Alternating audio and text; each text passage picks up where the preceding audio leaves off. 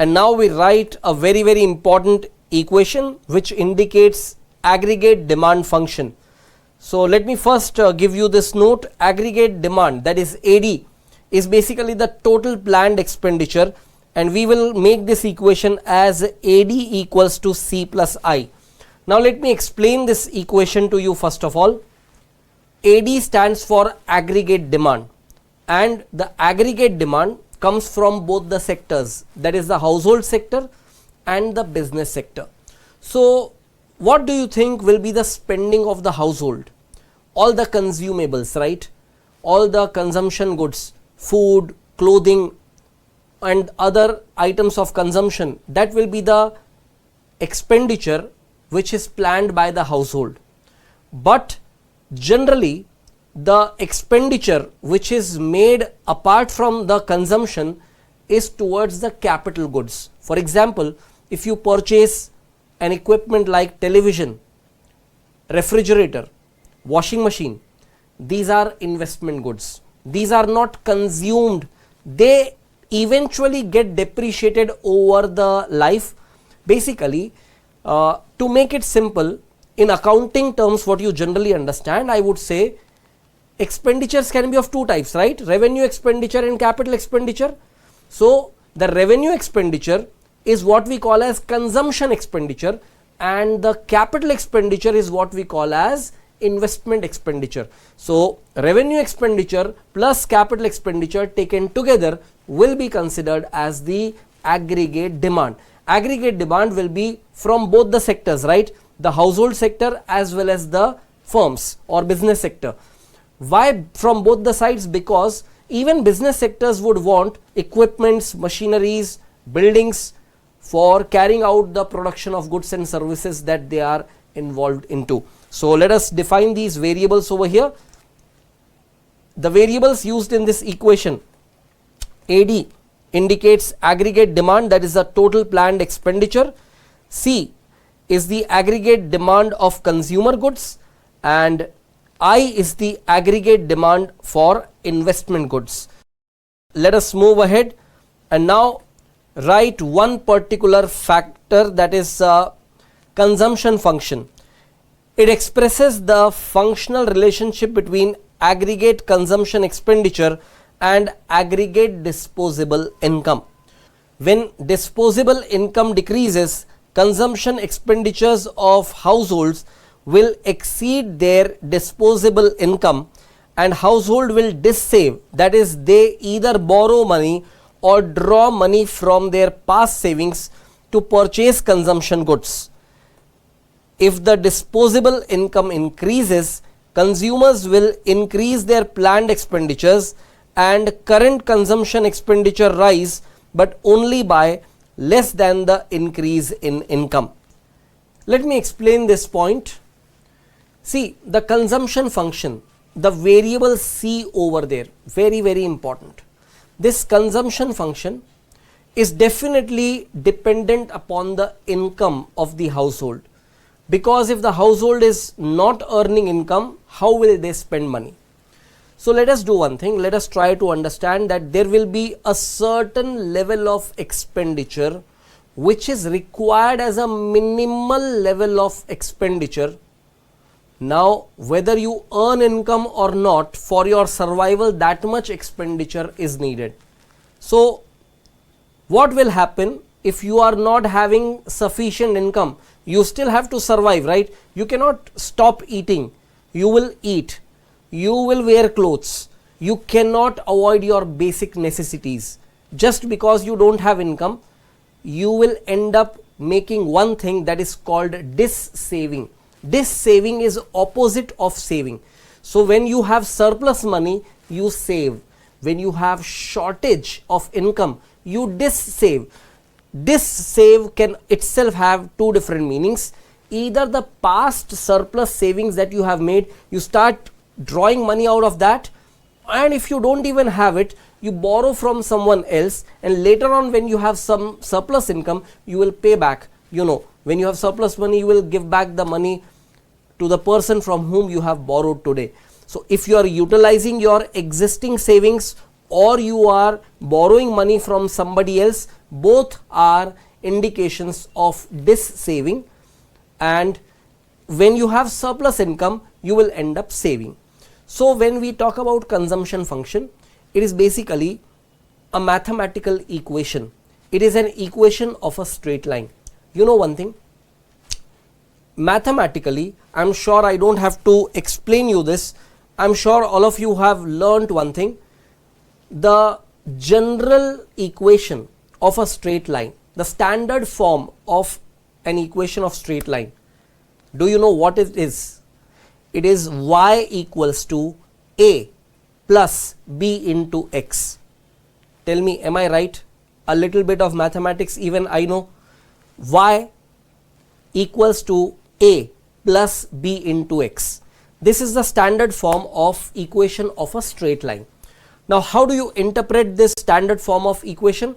X and y are the two variables, and y is called a dependent variable because the value of y depends on x. X is an independent variable, whereas a and b are constants. A is the intercept and b is the slope. That b, which indicates a slope, is a coefficient of the independent variable. That is why b is getting multiplied to x. So here when we present this consumption function graphically, what I will do is on the x axis, which is basically indicating the independent variable, on the x axis I will take income, and income is denoted by the variable y. So when I present the graph, you should not get confused. X axis is called x axis only, but because we are taking income on the x axis, I will show on the x axis the variable y, and on the y axis I will show the consumption function, which will be denoted by c. So the modified form of the equation that we will have will not be y equals to a plus bx, because that was the standard form. The modified form that we are going to use now will be c equals to a plus b into y. So let me do one thing. Let me first make you write that equation and definition of those variables. Let me show that graph also, and then understanding that graph is very, very important, and understanding that equation also is very important. So let us do some writing work first. This part you have written already, so let us move ahead and write up. The consumption function proposed by Keynes is as follows. As I told you, c equals to a plus b into y. Let us first define these variables. C indicates the aggregate consumption expenditure. A indicates constant term, which denotes the value of consumption at zero level of disposable income. So what is this constant A indicating? This constant A indicates that even if you have zero income, you will still spend some money, right? That money is to be spent necessarily for your survival. Even if you don't have income, you will utilize your savings from the past savings, or you end up borrowing money. That is what we call as A. And then B as another constant is basically marginal propensity to consume. So don't get confused with this term marginal propensity to consume. We are going to discuss this in detail just in a short while. While defining all these constants and variables, I have explained you what is this variable C, what is this constant A. I have yet to explain you what is B, and the next variable that we are going to put over here will be your total disposable income, that is y. So in this equation, c and y are variables, a and b are constants. Y is an independent variable, it indicates total disposable income. C is a dependent variable which indicates aggregate consumption expenditure. A and B are constants. I have explained you what is the meaning of A. Minimum expenditure for you to survive even if you do not earn a single rupee income. And what is B? B is marginal propensity to consume, but I have yet to explain logically what is B. Let us move ahead, and now we graphically show this. Now please carefully understand, in this graph on the x-axis we have taken income, that is denoted by the variable y. On the y-axis we have indicated consumption, that is the variable c. Now consumption is a dependent variable, so c is a dependent variable, and income, that is y, that is an independent variable. The value of consumption will depend eventually on the income. The larger the income, the larger will be the consumption. That is why this straight line will slope upwards. So what was B? B indicated in that equation marginal propensity to consume, and that B indicates the slope of this line. And what is A? Can you notice one thing? This is the starting point, that is 0, and even if your income is 0, you still will have this much of expenditure. That means this much expenditure is required as a minimum expenditure for your survival. Once you have this level of expenditure, then if you are earning any single rupee of income beyond 0, you will save some portion of that income and spend some portion of that income. Now before we write any description about this, it is important for me to explain this graphical function, and for that what I will do is I will focus later on this graph. Let me first take you back to the equation. Focus on this equation again, because the graph is nothing but the graphical presentation of this equation of straight line. Now this is C equals to A plus BY.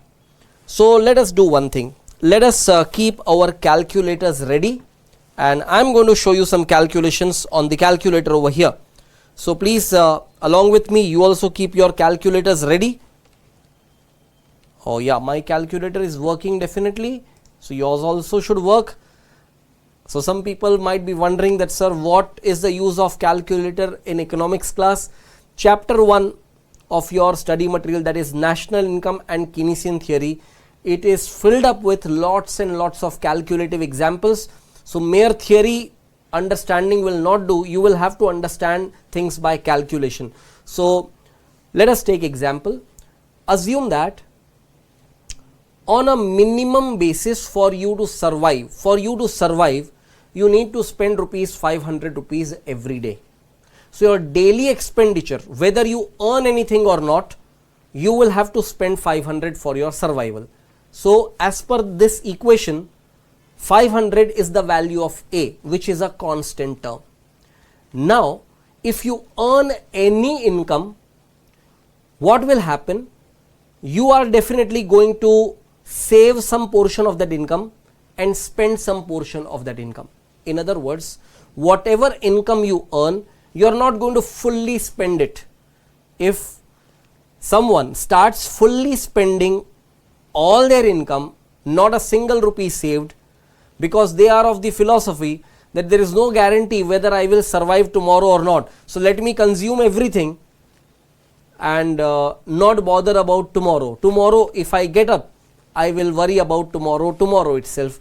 I will not save.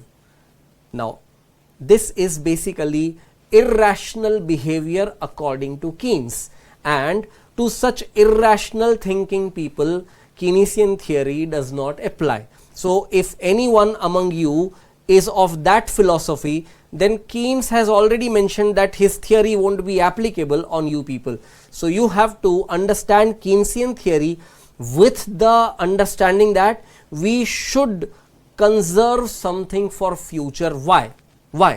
Because in case you are not having sufficient disposable income, don't you agree that you will have to still survive and you will have to still spend some money, and that will result into this saving. This saving will happen only when you either have some past accumulated savings or you have to borrow money, and if you borrow money today, you will have responsibility to pay it back later. When you have to pay it back, it is out of your saving only that you can pay it back. That is why one portion of income you will consume and one portion of income you will save. So let us take an example. So assume that 500 rupees you want to spend on a minimal basis, irrespective of whether you earn any income or not. That 500 is a constant, that is A in this equation. Let us assume that whatever you earn, 60% of that you are going to spend. So suppose you are earning 5,000 rupees, correct? Suppose you are earning 5,000 rupees. So what you will do? You will spend 60% of that income and you will save 40% of that income, correct? That is just an assumption I am taking. It's not that I calculated 60% from somewhere. I am just taking an assumption. In your case it is 60%, in my case it could be 50%, in somebody else's cases it could be 80%, in someone's case it could be 20%. The idea is every individual will have their own behavior pattern of what proportion of their income they would want to spend. So assume that in this example it is 60% of income that someone would spend. So 5,000 is the income. That means in my example I have taken the value of variable y as 5,000 and the constant b is the proportion of the income that you will be spending and which I have considered as 60%. So to this 5,000 I will multiply 0.6. So 0.6 into 5,000, that is b into y, becomes the second term in the right hand side of the equation, b into y, that comes to 3,000. So 3,000 you will spend out of your regular income, and this is a spending over and above your survival. Your survival expenditure was 500. So your total expenditure would come to 3,000 plus 500, and that is 3,500. So that is the value of C. So value of C is 3,500. How you got that 3,500? Value of A was 500, value of Y, that was income, was 5,000, and the function, that is consumption function, will require something called marginal propensity to consume, and that is the constant B. B indicates the proportion of your income that you would spend over and above your minimum survival expenditure. So minimum survival expenditure is a constant that cannot be disturbed, that is there, that is 500 in my example. Over and above that you will spend some money. How much money you will spend? Whatever you are earning out of that, you will be spending how much? 60%. So 60% or 0.6 is basically the proportion of income that you would spend. So 0.6 multiplied to your income. Income was 5,000 in the example that I have taken. So 0.6 into 5,000 would give you what? 3,000 as your expenditure over and above your minimum consumption expenditure. Minimum consumption expenditure was 500. So total consumption expenditure will be 500 plus 3,000, that is 3,500. Now guys, if I give you another example, will you be able to figure out what will be your consumption expenditure? Come on, let us try it out.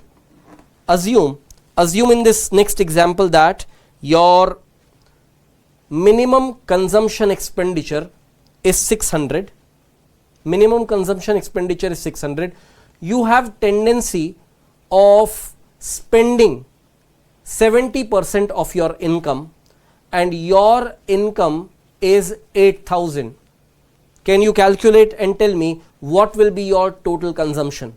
So you will take 8,000 multiplied by 70%, and to that you add the minimum consumption expenditure which is essential for your survival, that in my example was 600.